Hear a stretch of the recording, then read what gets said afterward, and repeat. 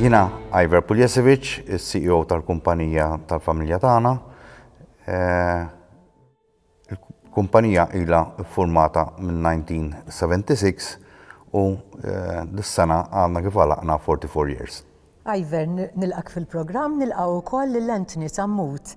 Anthony huwa avukat imma huwa wkoll il-konsulent ta' Iver u lab parti importanti biex Iver wassal il-negozju tal-familja tiegħu fejn hu llum.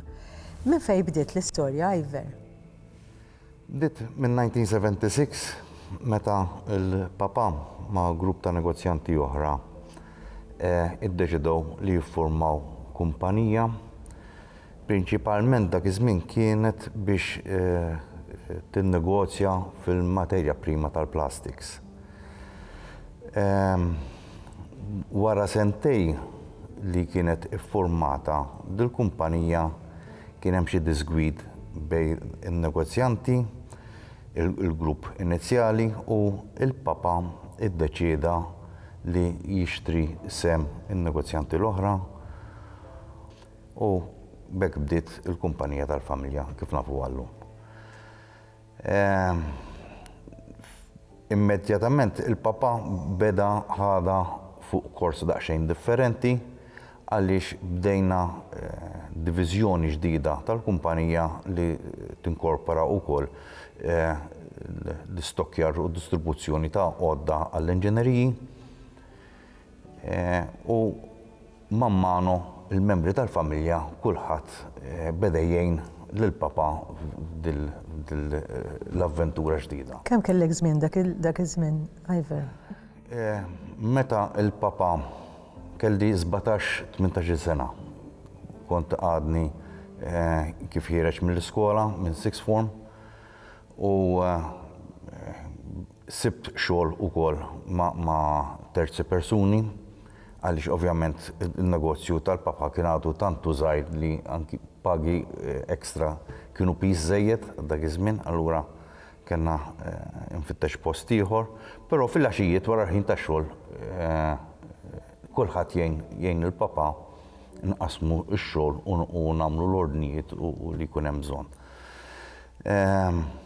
Bdejna ftit wara ukoll introduċejna linja ġdida ta' affarijiet tal-elettriku, cables, switches, bosos u affarijiet hekk. U man manu il-business beda jikber. Beda jikber li inħass li il-preżenza tiegħi ma kellha tkun mal-kumpanija permanenti u ħallejt ix-xogħol li kelli mal-barranin u l-ġojnajt full time. Sibt postok mal-negozju tal-familja. Tal-papa. Affettwatek il-bidla bejn taħdem ma' terzi persuni għalli tkun involut fil-negozju tagħkom? Kien hemm affettwatni ħafna għaliex meta taħdem mal-barranin it's an 8 to 5 job, tmur ċertu responsabiltajiet tista' tħallihom warajk.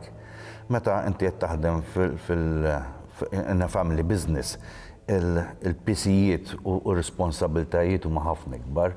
Jekk ma taqdifx u ma taqtax bisnienek, ma jkunx hemm flus għall-pagi u salari fl-aħħar tax-xahar. Jiġifieri it was a big responsibility. Plus li kien hemm l-unur tal-familja li wara li kulħadd il-familja kollha forked in u kulħadd kienet jagħti l-impjant tiegħu, ma ridniex ovvjament li jkun falliment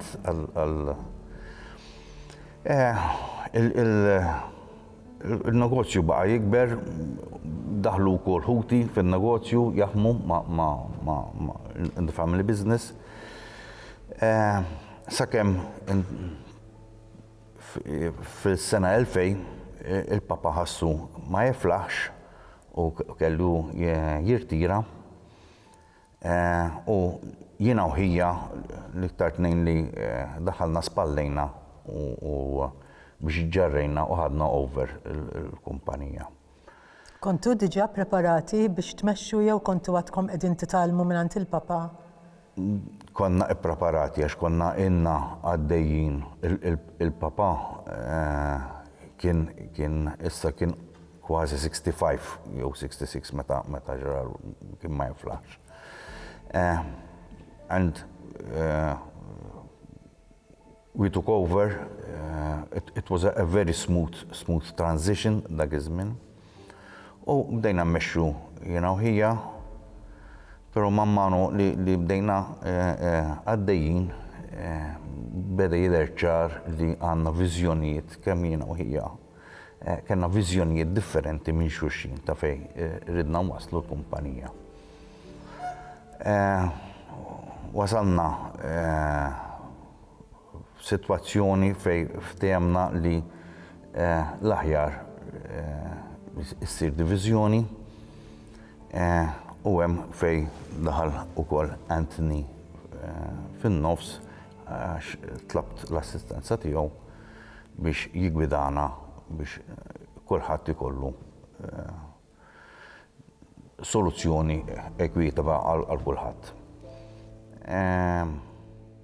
Biltu bejnietkom li għandkom taqsmu? Kien hemm bil ma' kulħadd u fil-fatt sentejlu jiena u l-mara tiegħi xrajna il-sem ta' Huti u l-familja kollha. Meta ġejna biex nagħmlu dal-pass, ovvjament kellna bżonn għajnuna għaliex ħafna mill-lassi tal-kumpanija kellhom jiġu diviżi u l-bank li dejjem supported us fin-negozju ovvjament sab li l-portafolio tal-assi kienu x'kienulu u meta ġejna biex nitolbu daqsxejn iżjed għajnuna għal diviżjoni ovvjament ridna għajnuna iżjed u hemm fejn avviċinajna l-MDB fejn għamel għadnilu l-viżjoni tagħna fejn rridu mmorru, x'iridu nagħmlu, emmen fil-viżjoni tagħna u għamel tajjeb bil-garanziji del-Bank Kummerċjali tagħna biex. U inti stajt tixtri l-isma ta' Hutek u tkompli għaddej bil-negozju. Id-diviżjoni ssir u n-negozju jibqa' għaddej. Intini min-naħa tiegħek tgħidilna issa x'tiftakar mill-istorja din it-tranzizzjoni li kellu Iver mill-punto di vista tiegħek. Mill-punto di vista tekniku legali, Iver poġġa tajb ħafna l-istorja. Tajb inżid elementi li forsi ma semmix, illi appena saret id-diviżjoni aħna mill-ewwel il-negozju ta' Iver irreġistrajnieh għaj termini tal-Family Business Act, jiġifieri llum il-negozju ta' Iver huwa reġistrat bħala Family Business biex hekk seta' jikkwalifika għal dawk li huma l-inċentivi. Kif nisimgħu tajjeb spiss fuq il-programm tiegħek, illum ngħixu f'sitwazzjoni fejn l-inċentivi kemm leġislattivi kemm fiskali huma ħafna. Jiena meta llum minn żgħir meta bdejt il-karriera tiegħi ma kienx faċli ħafna tagħmel dawn l-affarijiet. Għaliex kif semma Iver, l-istorja ta' Iver eżempju hija waħda fejn u biex jirnexxielu jkompli negozju waħdu ħuħ li kien dak iż-żmien miegħu kelli jieħu parti sostanzjali mill-assi biex ovvjament isara fil-valur tiegħu kif kien xieraq. Kif għal Iver ukoll din kienet storja nista' nsejħilha feliċi fis-sens li saret b'komuni akkordju ma saritx bil-ebda disgwid, però dak li jkun il-valur tiegħu jkun ħadu. Allura dak li jibqa' wara, il-kumpanija li tiġi wara d-diviżjoni tkun kumpanija li effettivament tkun iċken milli kienet oriġinarjament. Allura hemmhekk fejn qabel kienet tkun problematika għaliex il-bank mill-ewwel jgħidlek orajt illum l-assi tiegħek jistgħu ma inqas għaliex il-family members l-oħra telqu parti mill-assi, illum jien rid nara kif insostni iktar il-garanziji tal-finanzjament li kontet intik u li sentik iżjed biex tagħmel il-passi li jmiss. U hemmhekk fejn l-MDB kien importanti ħafna, ġifieri hawnhekk l-appell tiegħi huwa li f'każijiet bħal dawn importanti li wieħed imur ikellem professjonist għax illum l-opportunitajiet huma ħafna mill-lat kemm leġislattiv kemm ta' fondi tajjeb insemmu wkoll illi fil-każ ta' Iver huwa wieħed minn dawk illi huma komuni llum fejn aħna tlabna ruling apposta lill-Kummissarju tat-Taxxa. Ma rridux ninsew illi kull transazzjoni simili bħal di ta' kwalunkwe tip hija affettwata mit-taxxa. U tajjeb ngħid illum il-ġurnata minkejja li m'għandniex leġiżlazzjoni ċara għal ċertu okkażjonijiet għax ukoll kull storja hija storja għalija, però tajjeb ngħid li l-Kummissarju tat-Taxxa fuq talbiet ad hoc waħda jarhom on a case by case basis huwa komuni li fejn il-każ ikun ġenwin bħalma kien dan il-każ il-Kummissarju tat-Taxxa joħroġ ruling biex id-diviżjoni ssir eżenti minn dawk li s-soltu jkunu taxxi tal-bolli għal capital gains dejjem jekk il-valur illi dak li jkun se joħroġ bih ikun più o meno tista' tgħid l-istess valur li kellu oriġinarjament. Iver, issa li salvagwardjajt in-negozju tiegħek. Qed taħseb fil-pjan ta' suċċessjoni? Il-pjan ta' suċċessjoni is our next step.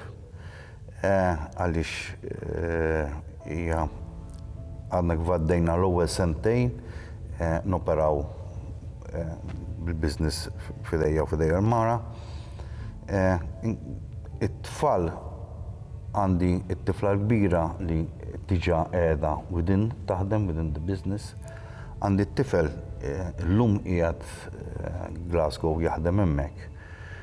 Però qiegħed ħadem fil-kumpanija fil-passat diġà. Man manu issa irridu nibdew u naraw flimkien where il-kumpanija sa tmur within the family. Eżatt. U pjanijiet li l-kumpanija fejn tixtieq tieħodha jew inkella l-ambizzjoni tiegħek il-ħaqta u qed tipprepara għall-ġenerazzjoni li ġejja. Nippreparaw għall-ġenerazzjoni li ġejja hija definitely. Però il-pjan tiegħi hija to take il-kumpanija to take to another level li anki nkunu mhux is-suq Malti nilħu swieq barranin ukoll. Proset Iver, hija storja differenti ħafna milli smajna sissa fuq il-programm negozju ta' familja ieħor u storja differenti oħra. Grazzi inti wkoll, Anthony, għall-kontribut tiegħek. Nawguralkom it-tnejn li intom aħna ħammorru għal ftit momenti ta' pubbliċità, però erġgħu lura magħna għaliex ħajkonna rappreżentant mill-Malta Development Bank u ħajtina ħafna iktar informazzjoni bħal skemi li approfetta ruħu minnhom Iver. Narakom.